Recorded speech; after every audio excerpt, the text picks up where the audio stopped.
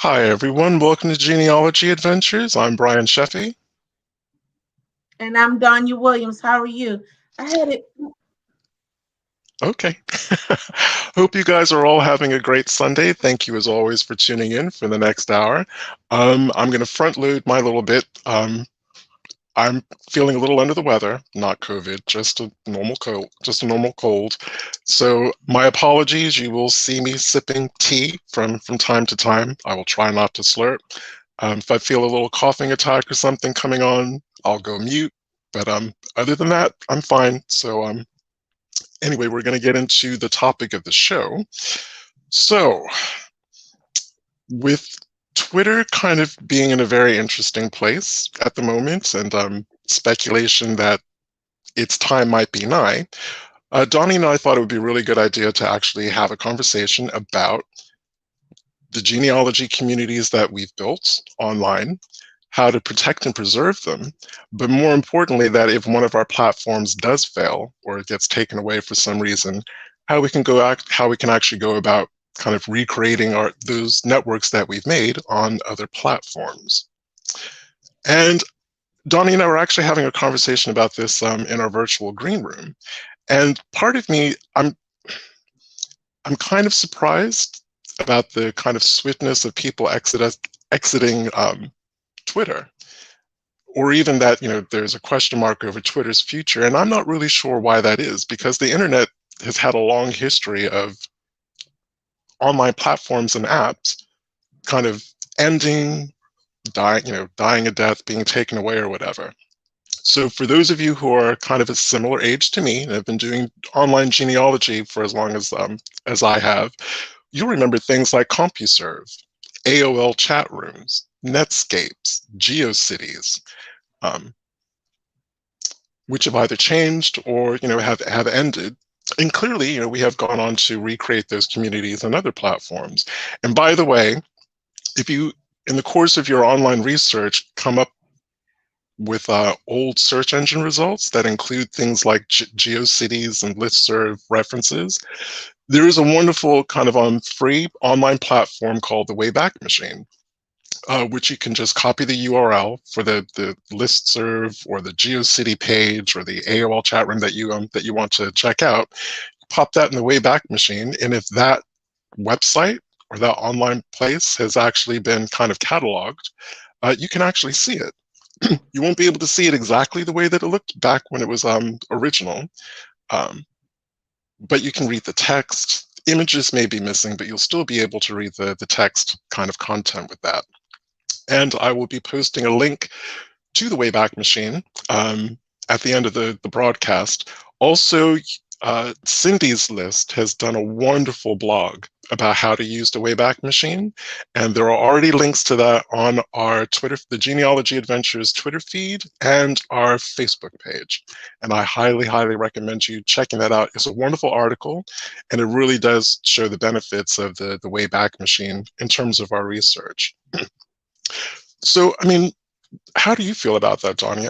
Um, I guess one of the things that I felt about Twitter and Facebook is because there was so much money behind them that I felt that they weren't an immediate threat of going out of business, or that they were going to like die a death like AOL or Netscape. Um, and like I said, this is just kind of a sharp reminder of just how fragile platforms like that are. Well, I mean, when you think about all of the different platforms that have been out for social media, MySpace, Black Planet, um, and now the newer ones that are coming out, like the one that Tribal and Mastodon, I think it's called, Hmm. or something like Hmm. that. It's all it's it's about evolution. It's about growth. It's about change. But when you came to me with this idea about talking about preserving our communities, I really liked it because what's going to happen with Facebook? Let's talk about Find a Grave and how Find a Grave got so switched up and everybody got mad at it because you were using what's the anagram, the FAAG. Is that anagram? Hmm. Is that yeah, Just yeah. the FAG and everything. So when you now you can't use it. Everybody's so self-conscious about certain things, and it can't be done anymore. So how do you go about doing it? People were ready to leave Facebook. We actually have family and friends that have left Facebook because of the changes that were going on. I think that's what happened to the young lady that we interviewed one time. She left because she didn't like the changes. Hmm. So I think it's just an evolution, and but I'm very much for learning and talking about how to save what we do have so that we can keep it going, especially amongst African American researchers, because you know we have to share everything in order for us to really find what it is that we need Hmm. for our family. And again, I guess it was either last week or the week before, having a really kind of intense conversation with one of my cousins on my father's side of the family, who's not a genealogist, uses social media platforms for a very different purpose. I mean, he's very political, and he's like, "Well, just leave Twitter, just leave it." And I was trying to explain to him that you and we've invested over 10 years in Twitter and really building up. And what I'm really proud of the Twitter community specifically that we built up.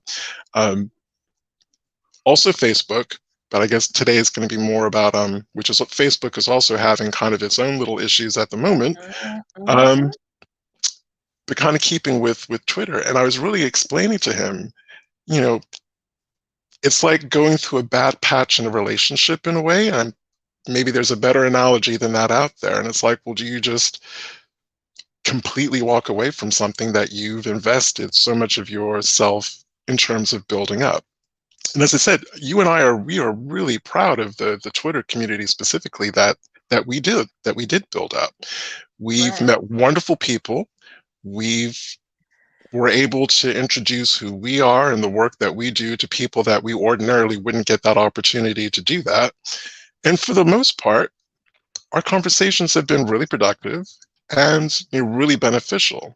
Yes, we've had racist attacks. Um, and I'm really proud of specifically how you and I have dealt with those attacks. We don't get them often, but when we do, I don't we get to do. cuss them out. You don't get, but when we do, we do, and Yeah. we deal with it professionally. We come at it with facts, not opinions or anything like that. And Which is way that's more fun. Which is yes. way more fun. When you come at them with facts and you shut them down because there's nothing that they can do to prove it or go against it, it it's like if you've ever seen the movie, the kids movie Hook, and they're going back and forth with the in their own way joning on each other. And Robin Williams gets to the point where he gets him so good that all he can say is, "You rude man, you just stinky rude man."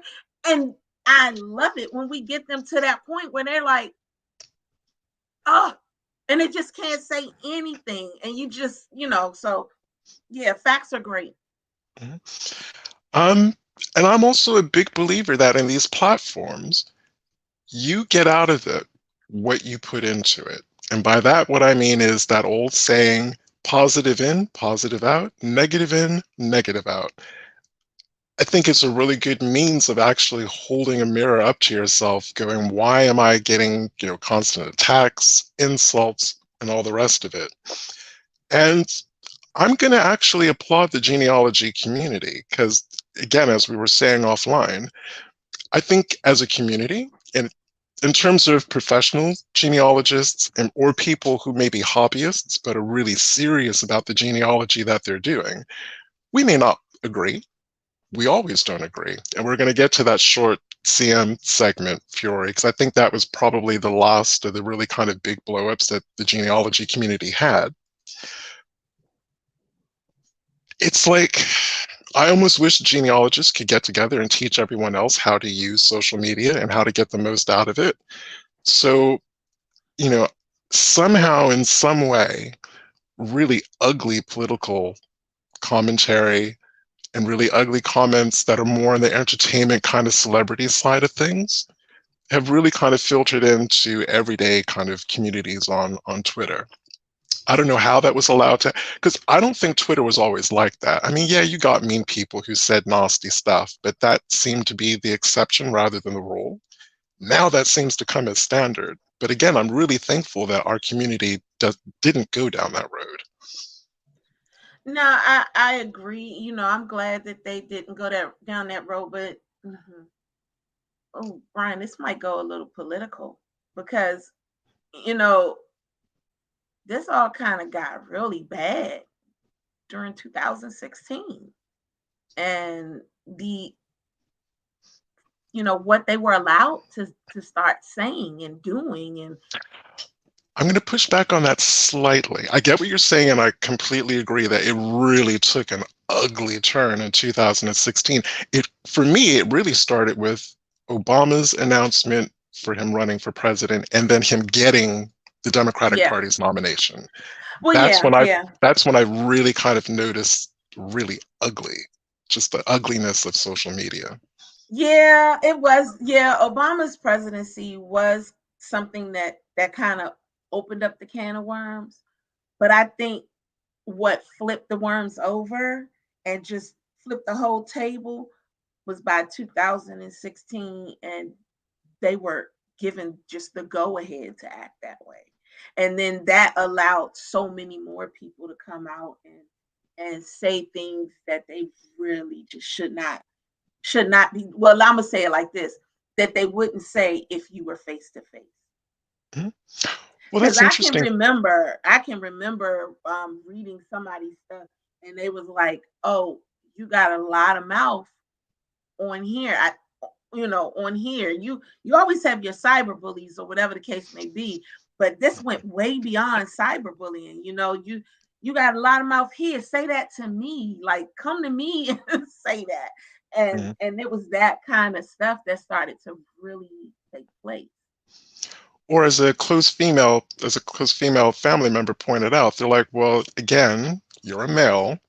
They're like, if you were a woman on social media, we were always getting ugly comments about how we looked, how we dressed, people assuming kind of how we conducted our personal lives and all the rest of it. Mm. She's Oh like, yeah. I'm like, yeah. It's like, okay, no, it's like I absolutely take that on board. I'm just Yeah. going to say that apart from some blips, my experience of social media has been largely positive. I think the last one was a month and a half ago, or maybe a little bit longer than that, when someone had replied on my personal Twitter feed. I can't even remember what I posted. It has something to do with the show. It has something to do with Black history, and then someone well, he referred to you as that woman, which was really rude because people, at least, they know your first name. So to call you that woman was not acceptable. But calling us CRT terrorists, I mean, I laughed. I mean, was that the time when I responded like he won't say that in my face? Did I say? I think. I think. I did. No, seriously, but I sure wanted to. I think I said that to you. I didn't put it on the Twitter, but yeah, we've been attacked. We've definitely been attacked, and that's probably been the most recent for both of us together. I think the most recent for me separately was for my book, and we had the conversation. And because I had a lot of times when people were coming to me and telling me, "Oh, stop talking about slavery, you weren't enslaved, that's not you, blah blah blah."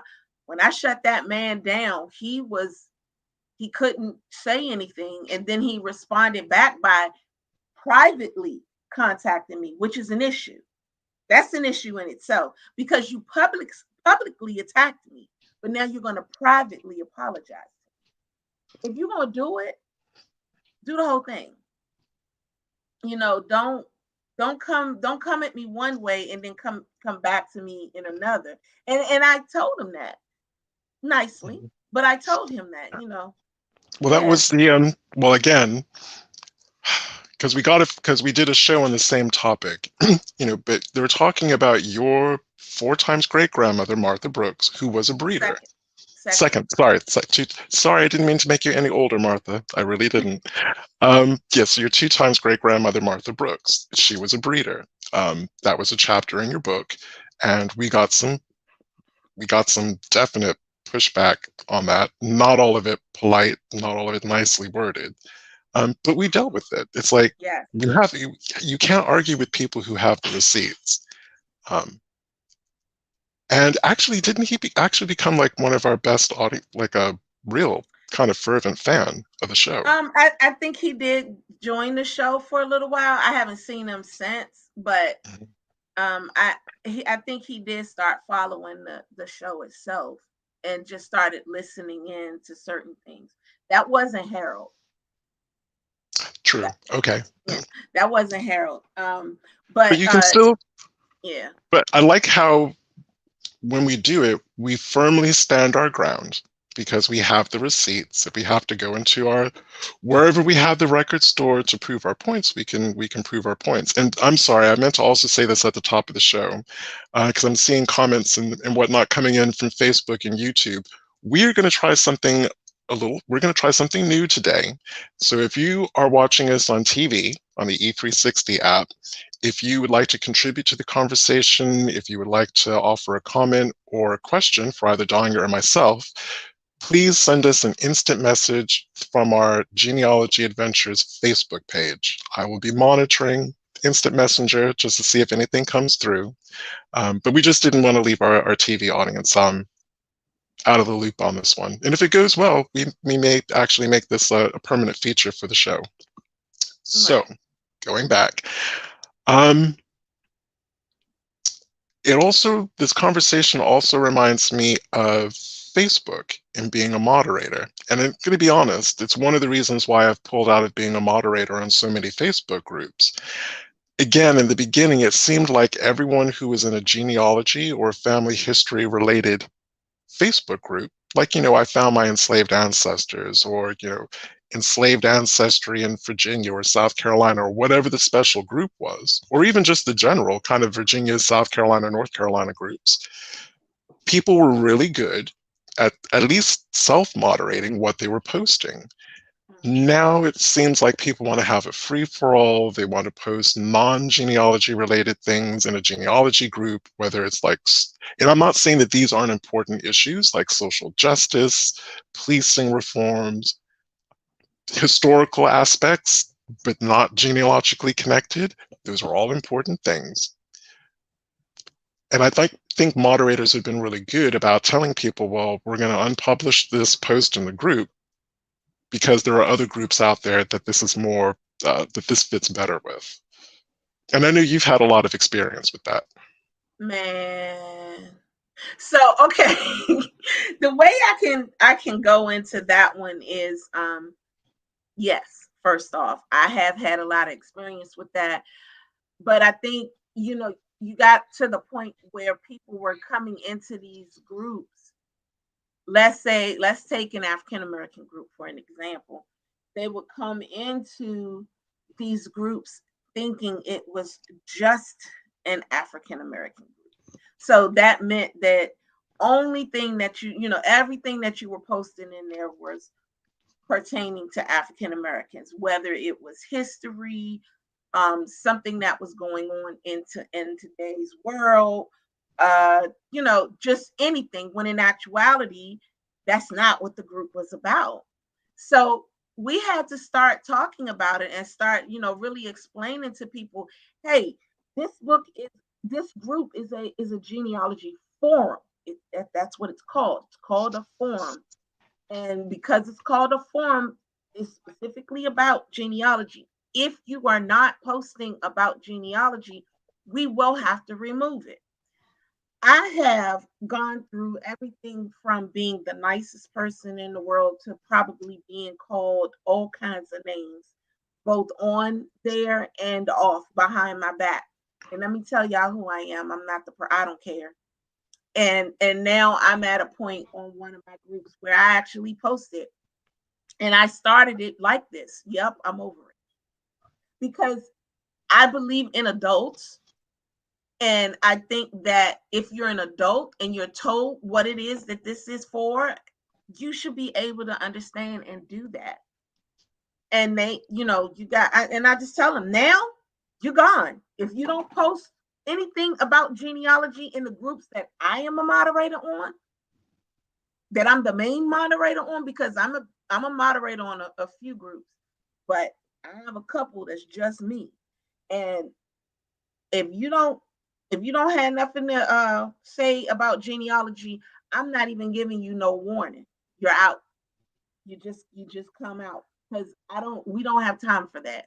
These people are trying to either learn something or trying to get some information. Actually, they're doing all of that. They're learning something, Mhm. they're getting information. This is what it's for. And I have one group that has over 10,000, maybe over 15,000 people in it. So it's not for you to be just dropping all kinds of information without it being genealogy related. So, Especially if that's the focus of the forum or the group, and that's why people are really active. I really enjoy, I mean, you know me, going into like an archive like the Library of Virginia, pulling records off of microfilm in a heartbeat. I'm sharing them on these all these kind of slavery related research groups because they may help people. Especially if you're dealing with a county like Surrey County, Virginia, where most of the records are only available on microfilm. You can't get them off of Family Search. You can't get them off of Ancestry. Um, but I've noticed that some of my engagement with some of the forums has reduced because it just doesn't seem to have that central focus anymore, which for me is really, really frustrating. Um, but again, it's I very just keep. hard. It's very hard to keep that focus. I think I kind of got a handle now on some of it ever since I just started kicking people out as soon as they make that one post. Because we make it a point. We make it a, when they join, you got rules that you have questions that you have to answer, and then the first thing that's up there, you have to put their information. You have to read the rules that's right, posted right at the front. And then even my yup, I'm over it, that's posted right at the beginning. So all of that stuff is right there for you to see. And then you still turn around and post some history information that has nothing to do with genealogy, but everything to do with history. Back in the day, we used to say, you know what, this post is better for this. But now Mhm. we don't even do that. It's you out. Bye. And again, I just keep thinking that the what's going on with Twitter at the moment has just made me realize that we really do have to protect and preserve our online spaces and our online communities because no one's going to do that for us. And Right. especially, with Twitter, a lot of the people who are on staff to do this kind of work, they're gone. Mm. So no idea kind of what's happening to kind of protect and, and preserve communications on Twitter at the moment, which is a bit of a worry. But and again, I keep coming back to what is it that makes our kind of online genealogy community different? Why do we engage with it in a different way? Again, I'm sure that there's some nastiness on there, but I haven't really seen it from other genealogists. The closest I've come to was the when Ancestry decided to raise its CMs. And a lot of African American researchers in particular, I know other researchers did. There were certainly white genealogists that were like, wait a minute, not all small CMs are false. I know that even in my European genealogy, they've helped me kind of figure out, break through brick walls. But there was a very vocal response from the African American community, and there were non African American researchers who pushed back heavily on that. Mm-hmm. You were challenged on your statements. I was challenged on my statements. For the most part, those were professionals, but we did come across a couple of instances where and they're called reparational genealogists. These are search angels who specifically research for free descendants of enslaved people. And there were two or three who stepped up. They weren't us, they stepped up and they're like, no, for African Americans, small segments can be invaluable. Because let's face it, a lot of those small segments, especially, depending on what your ethnic breakdown is genetically, they're going to link back to our white enslaving ancestors. Well, no, I shouldn't say that they were all enslaving, to our white ancestors, some of whom were enslaving, some of who weren't. Um, and they got some heated responses from some black genealogists. They were basically told Right. to stand down, sit down, shut up. And I didn't agree. Some of the language was harsh. Didn't agree with it. But I think that's the closest that we've came to an unpleasant exchange between people. And again, I just want to stress that was not a widespread phenomenon. There were like a handful of Twitter conversations that I happened to clock. Can you think of Yeah. any other instances where things kind of got a little bit heated within the genealogy community online? Um, for me privately with Blaine, trying to get him on the show, that one right there, man, just so he could give his point of view. Because you and I, one thing that I love about Genealogy Adventure is that we give props where props are due. We don't hold back on just us. We don't make it like we're the end all to be all about researching and things of that nature. So, like for example, you posted recently about Kenyatta Berry and hers conversation with Stacy, Mhm. and I don't see that a lot from other people like I do with us. So when we tried to get Blaine on the show, it was a whole conversation and it was heated. And I'm like, listen, you want to get your point across. We got a lot of people that disagree with you, but you have just as many people that agree with you. Let's have that adult conversation. Even if we end up not agreeing in the end, it's not, we still have, Mhm. we show these people how to have this adult conversation and not hold back your own opinion. And I think that was probably one of our best shows. Because I think in fairness to Blaine, I think in the back of his mind, he thought that episode was going to be like an extension of what we've been seeing on Twitter since Barack Obama announced his candidacy. So I think he was pleasant. We knew that it wasn't going to go that way. I think he was pleasantly surprised that it didn't. Anyone that watches that episode will see that you and I agreed on the same thing, and that we didn't agree with some of well, I guess a lot of what he had to say, but it was a very professional It was a discussion. professional discussion. It was a professional argument. Yeah, If that's how, yeah, it was. if anybody wants to say anything, it was a professional argument. It was, and it was done very well to the point when we got off. The first thing he said to me, "Thank you," because Mhm. he really wasn't expecting that. Now, what he was No, expecting, I have no idea. I don't know what he was expecting. I'm not going to assume to know what he was expecting, but nevertheless, it wasn't what he thought. And yeah, he enjoyed the conversation. there was no chest thumping. There was no I'm right, you're wrong. It really was an exploration of, well, from his point of view, why do the two of you think and believe what you think and believe? Or, what is your research kind of proven to, us bringing our receipts? He wanted to know what our receipts were, which is valid.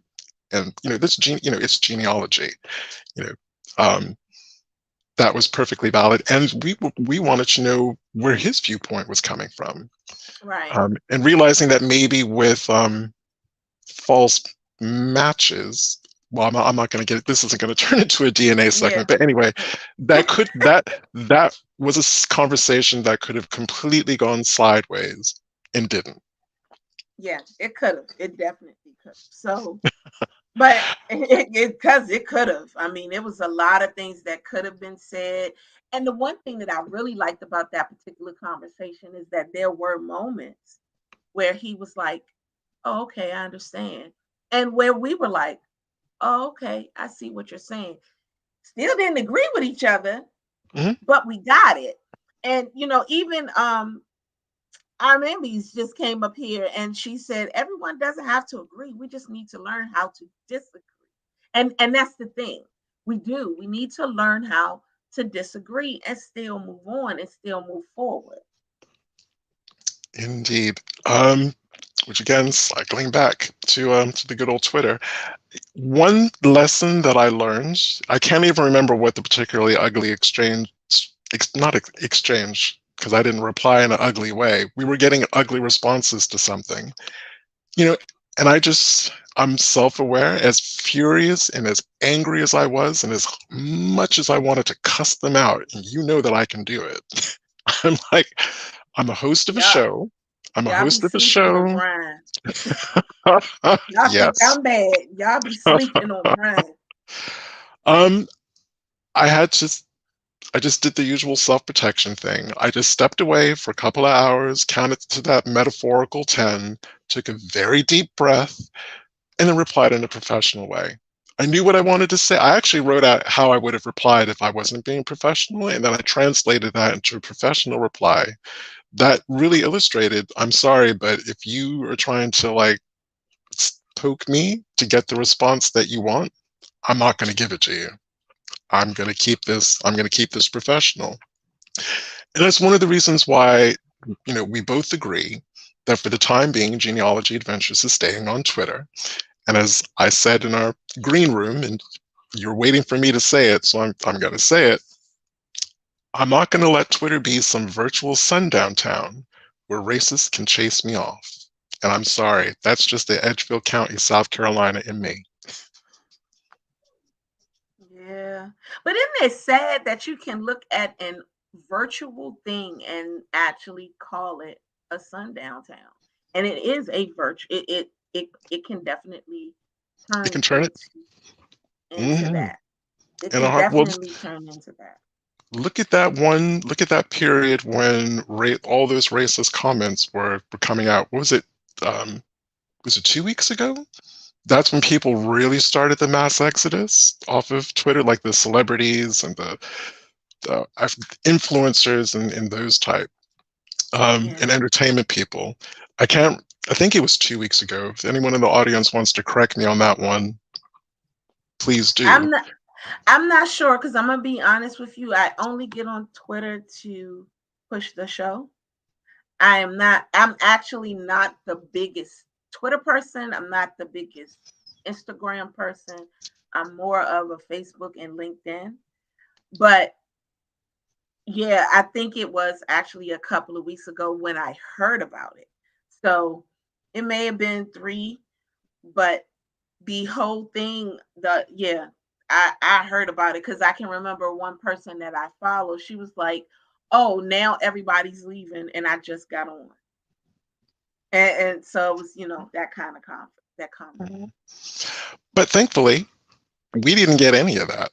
Um, I think maybe by now people who may not be following our Twitter but object to a lot of what we talk about or discuss and share, I think they know by now that we know how to stand our ground. But keep it professional and that they're not going to get the reaction from us that they want to get. So there's just no point. Yeah, I think, made it quite clear to someone who was using language like the N word years ago. Like, listen, people have, just because I grew up in Connecticut didn't mean that I didn't hear that word Monday to Friday during school from kindergarten to grade 12. So I'm immune. I'm like a possum that has been bitten by a rattlesnake. You can bite me, the poison's in there, body's dealing with it. I'm keeping it moving. Because you hear a yeah, word so much, it's hurled at you so much, you just develop kind of an immunity to it. yeah, What I will say is what's going on with Twitter and what's not really being broadcast in the press about Facebook and its financial troubles and what that may mean, what Meta's problems may mean for Facebook, has introduced us to some really wonderful, some interesting new options. And actually, before I get into that, there are ways that you can kind of preserve your online networks. At least with Twitter, you can export your the people that you follow and who follow you on Twitter It's called an XLM file or XLS. You can export it and you can have it. And then as you join other networks, you can start looking for people in those different networks. Are you ever going to be able to completely recreate your Twitter community? No, because some people are just going off social media altogether. And I respect that decision. I get that social media is kind of like the Wild West at the moment. But I did want to give some shout outs to some ones that we're experimenting with that we really, really like. So Mastodon is at the top of the list. And I'm going to say we've made some really excellent new connections with genealogists and public historians and academics from all over the world on Mastodon. So that's been really cool. And a lot of people who, I'm not going to say a lot, I have found more than a few of the people that we were connected with on Twitter have joined or are joining Mastodon, and we are kind of reconnecting on that platform.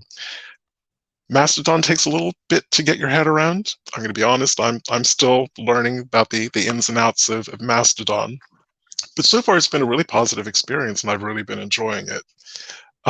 Tribal, I've got mixed feelings about Tribal. I really, really want to like Tribal. Um, and it's, in terms of usability, pretty straightforward, really, really good. But it just doesn't seem to have the same genealogical take up as some of the other ones that we've come across. Now, you know my feelings about TikTok, because I was honest with you, cousin. I'm like, I don't have a six pack. I am not standing in Speedos or whatever. No. I just didn't see how something like genealogy or what we do could really fit on TikTok. Well, I'm going to say I've been pleasantly surprised on TikTok. TikTok, like Mastodon, has been another great space for us. Um, and hopefully be using that much more in a much different way than how I'm using it at the moment. Um, but I've enjoyed it. And again, I've been able to connect with people from the genealogy community whose names I'm familiar with, but for whatever reason, we had never connected anywhere else. And believe it or not, Instagram, again, Donnie will tell you all, if it wasn't for our production company, I would not be on TikTok or Instagram. But Aaron did such a Aaron, who owns the studio, who puts this out, puts the show out on E360 TV. He really stressed to us the importance of both of those platforms. I was really reluctant, but again, Instagram has been pretty positive. Yeah, Instagram is positive. And TikTok. And I am not on TikTok. I have a TikTok account, but I promise you guys, I have not dropped not one reel, not one. I just kind of because I don't know anything about it. So I have to learn them. I have to get into those things. But as far as Instagram is concerned, according to our people that help promote our shows, it has done wonders. Mm-hmm. Again, in terms of TikTok, I'm really pleasantly surprised at how much genealogy, family history, kind of public historian related content and content producers actually use that platform. Because again, as much as I love cute kitten and puppy kind of TikToks and whatnot, I had a real prejudice against it. Um, I'm not a millennial. I'm not a 20-something. A lot of the stuff that I was seeing that was really, really popular, I just didn't see a home for us there. But we have slowly built one. And again, like anything else, because I've exported my my Twitter list, or I shouldn't say our Twitter lists. Even though I'm not finding everyone in the same place, we're finding them on the various different platforms. And as I said, there are more than a few who've left altogether, but we're connected on LinkedIn. So again, Yes. there's always a way for us to kind of recreate and make those connections and sustain the connections that we've had for the last however many years Twitter has been going. Well, we have one person, Marianne. She said she didn't even know TikTok was for genealogy. It's Oh, it's about the not. real stuff. Mm. And it's not, but it's about the reels. It's about marketing. It's more for marketing for us and pulling in more people because they do have a TikTok. You know, you have a lot of adults who have the TikToks just to watch the reels Yeah. and just to laugh. But if they see something like this and they're like, oh, that's interesting, or we have a story that they may become interested in, then bow, bam, they're coming on our Facebook or our YouTube, or downloading the E360 TV app and moving from there. So basically what we're doing is we're taking advantage of all of the ways to market Genealogy Adventures while building up this whole community of people so that we can have these discussions about what it is that we need to do as a group to really learn more about research. Well, I'll give you a for instance, and this is really recent. Now, my heritage, I didn't know this at the time, but my heritage has come out with a new tool on its service where I guess you can upload a photograph of yourself, like a really close up of your face, and it will superimpose your face over, I guess it's some stock photographs, and you could actually see what you would have looked like in different time periods. Everything from like if you wanted to know what you looked like as a Roman The to like Viking. the Vikings, 1920s, 1930s, whatever. I twigged that something that my heritage had added a new feature because of all the people who were uploading their photographs to TikTok, going, "Get me as a Roman, get me as a Crusader, get me, get me, Yeah, dressed up in this kind of getup." I'm like, let me go check out my heritage to see what this is all about. But I right. was aware of that not on Twitter, not on Facebook, but through TikTok first, and then I started seeing people post the same kind those photographs to Facebook. Right. Another one is Clubhouse. That's another social media site. And I think Carolyn has been, like, come and get on there.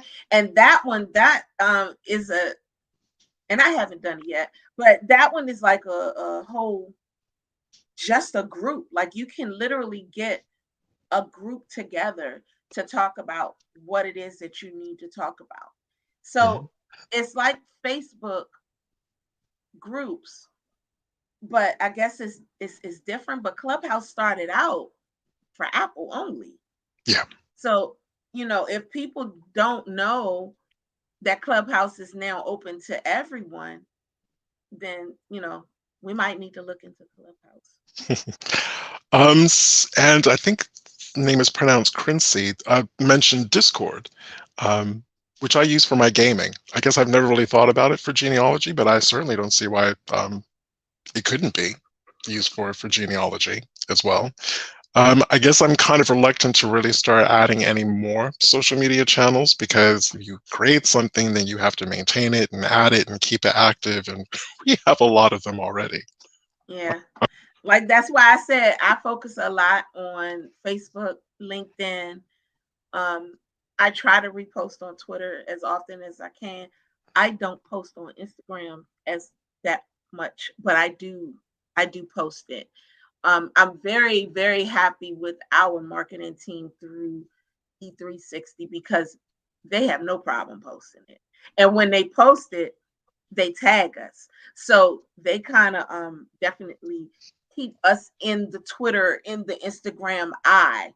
And now with the reels and getting on TikTok, they're now doing that.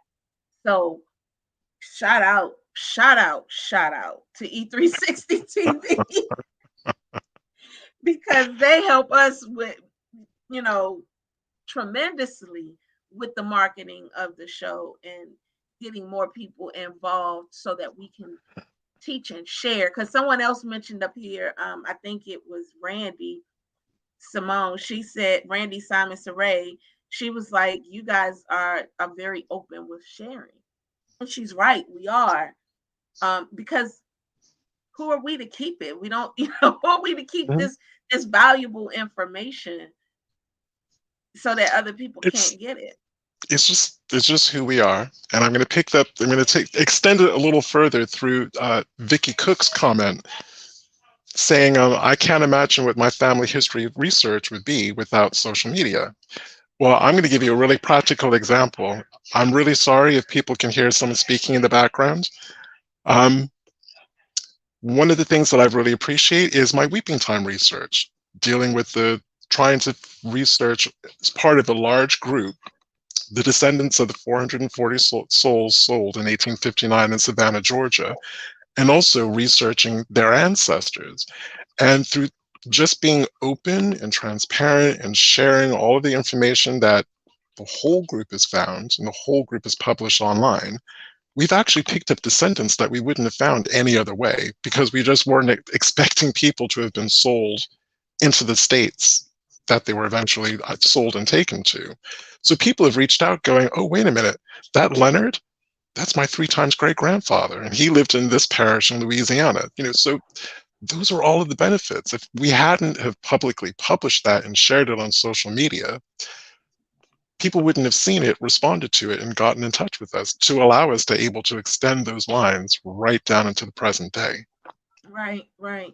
And then Someone Vicky did ask, Van Cook asked the question. What was you going? You going to this?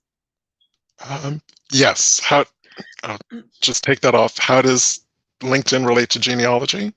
Do you want to Yes. take that one? Would you like to take Yeah. that one? Yeah. So I mean, you're getting in contact. LinkedIn is a professional site for those that don't know, and it's more of a networking site. Well, just like you are on Facebook and you are in these groups that are people who are connected to genealogy, you can do the same thing through LinkedIn. One of the great things about LinkedIn though is that these professionals are following our genealogy page. And they're all dealing with genealogy. And what's even more exciting about them is that they're from all over the world. So we have people wherever you want to call it, wherever you see them at, wherever you think about it, that's where they're from France, Italy, Japan, Germany. This is how we were able to get certain people like our Caribbean show that we got him from LinkedIn.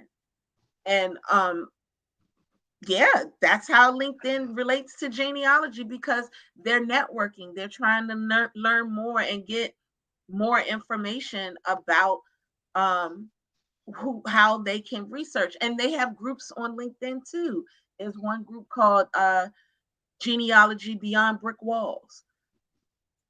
They're open. They're ready for whatever it is that you can provide them. So that's how LinkedIn connects to genealogy. And again, in LinkedIn, in one of those groups, I think it's a Jewish genealogy group. Just I was really excited. I remember I was really excited that through DNA, finally got the name of my DC-based Jewish two times great grandfather. It was amazing, and I shared that in the Jewish genealogy group. Well, one person from Israel is like, "Wait a minute, I recognize your name from my heritage DNA match list. Let's work out. I don't. It's like I know that my one of my Jewish lines came from the same area of Belarus that yours did. Let's work together and try to figure out how we're related. And through that, actually got a maiden name for my two times great grandmother from in Belarus because we just didn't know what her maiden name was. So again, um, wonderful connection and met a new, got a chance to virtually meet a new cousin. Mm. Yeah, LinkedIn is really good. I like the networking that's happening there. Those very professional people, they may not have a Facebook page, but they have a LinkedIn page. So you're grabbing them there. Everybody is not on every site. It's like, I guess when you think about it, it's like GEDmatch and how GEDmatch brings all of the different DNA sites together on one. LinkedIn, if you're not on this one, you're on that one, and you tend to drop, and they'll follow you on Facebook. They'll follow you where they are. A lot of LinkedIn people are on Twitter. I've noticed. Hmm. So, yeah, yeah. Well, you And guys think you got a lot of people saying that they didn't know that about LinkedIn. Well, if you didn't know it, you need to get on it because it is something that's great. It is and great. Margot Lee Williams also pointed out one of the beauties of LinkedIn, there's less nonsense. Less nonsense on Thank you. LinkedIn. Thank you, Margot. Yeah, because they're professionals and they're not going to, they're not going to take the time to deal with all of the craziness. And they understand the fact that certain things are not meant to be to harm you. It was meant to bring us together. Yeah, yeah. That's the crazy thing is it was meant to bring us together. And I'm going to say it's people. I've been having an interesting conversation with my British family and well, my ex-British in-laws and British friends, going, "Oh, it's Americans just don't know how to speak to one another." And I'm like, hold on. There may have been a time I might have agreed with you on that one, but Britain, since the run up to Brexit, it's like, no, you guys can't say that anymore. You guys get in there and you're just as nasty as anyone else. Hmm. And I've really noticed that it isn't an American thing. You can pick people from all over the world. I guess if people are bent on being nasty, they're just going to be nasty. And there's nothing we can do, and I think we just need to be honest that there's nothing that we can do about that. But protect our own community, maintain our own high standards, um, maybe teach other people a thing or two about how to have these conversations. Yes. Yeah, I mean, I agree. I agree completely and totally. So understand, guys, that all of these platforms that we've called out to you, we're on them, with the exception of Clubhouse. We're not on Clubhouse. Yeah, But I've got to check that out some more. we got to check that one out some more. But overall, yeah, we're on them. So if you want to follow us on those things, definitely follow us. Mhm. And again, kudos to us for being able to set aside whatever, even we all do this research thing, but we understand that we do it together. So, and I love the fact that we continue to repost other people's stuff and making sure that Maybe, everybody knows about it. and again, this is regardless of ethnicity or how people self-identify. Maybe it's because, again, serious genealogists, serious hobbyists, and professional genealogists, we know how hard the work is. We know how difficult it is to break through those brick walls. Everyone's got at least one brick Mm, wall. We know yes. the effort it takes to try to smash that puppy to the ground.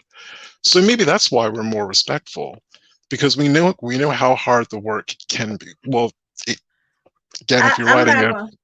Yeah, I'm not gonna agree with mhm, that because I think that you and I and I might be tooting at my horn, so be beat. But I think that you and I, the one thing that you and I decided when we first started doing this was to continue to stay humble. And I think that we do that. And I think that with people who are getting to a certain level, no matter who they are, they tend to forget the area that they came from. We can't afford to do that. So, mhm. we want to make sure that everybody knows what it is that they need to know. We may move slower, we may not grow as fast as the others did because they did keep that information to themselves, but we're doing this to share. So it would be a defeat, it defeat our purpose. So I think that's what it is. And in the closing kind of 2.5 minutes of the show, do you also get the impression that the attacks that we have had on social media, by and large, have come from people who aren't even genealogists? They're not even hobbyist genealogists. Would Oh, you I say that find that's them hilarious. Yes, that's the ones that have absolutely no idea whatsoever. They have mhm. no clue of what it is that they're talking about that come to us. And those are the ones that I like the most. Now, there have been times Like them. when I wish I could have maybe reworded things a little differently. It's no shock to anyone. I follow American politics quite closely. There have been times and since 2016 when people in government have made the most ludicrous comments, and I've been testy. I've had a couple of pops at Senator Cruz. I've had a couple of pops at Lindsey Graham, um, also Senator Scott, because they've just said just Dumb ridiculous things stuff. about African American history. But I kept it polite. You know, you could tell I had a tone. You could tell I'm not happy, but I kept it Yeah. polite with the link to the information that contradicted whatever it was that they just said. But the thing that Um, bothers me about them is the fact that they actually know this information. They just choose to go a different route. And that's why I made the comment that I just made. I don't get on them. I can't deal with them because I'm gonna go into a whole nut. I can't deal with them. mm, That's how I'll end that. it can try your soul. Yeah, yeah, they So, can. in closing minutes, I'm going to say, know, to the serious hobbyists, to the professional genealogists, to our wonderful community out there, let's just keep it moving. Let's keep our high standards. And I Yeah, guess just accept the fact that some of our preferred or favorite platforms may not be always, they may not be as available, or they may not be as available for as long as we'd like them to. yeah, yeah.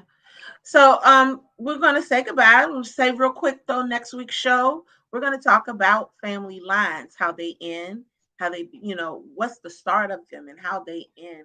I think that is something my mom was so shocked behind it when I told her something. So yeah, we're gonna definitely talk about family lines, but I want you guys to have a great, great night. And ways that you can actually memorialize either on your tree or somewhere else where a maternal or a paternal line ends, because it Yeah, happens. yes it does. Yes it does. So until then, until next Sunday, 4 p.m., right here where you can find us, this has been Genealogy Adventures. I'm Brian Sheffy. And I'm Danya Williams. You guys have a great day. Enjoy the rest of your day. Bye. Bye.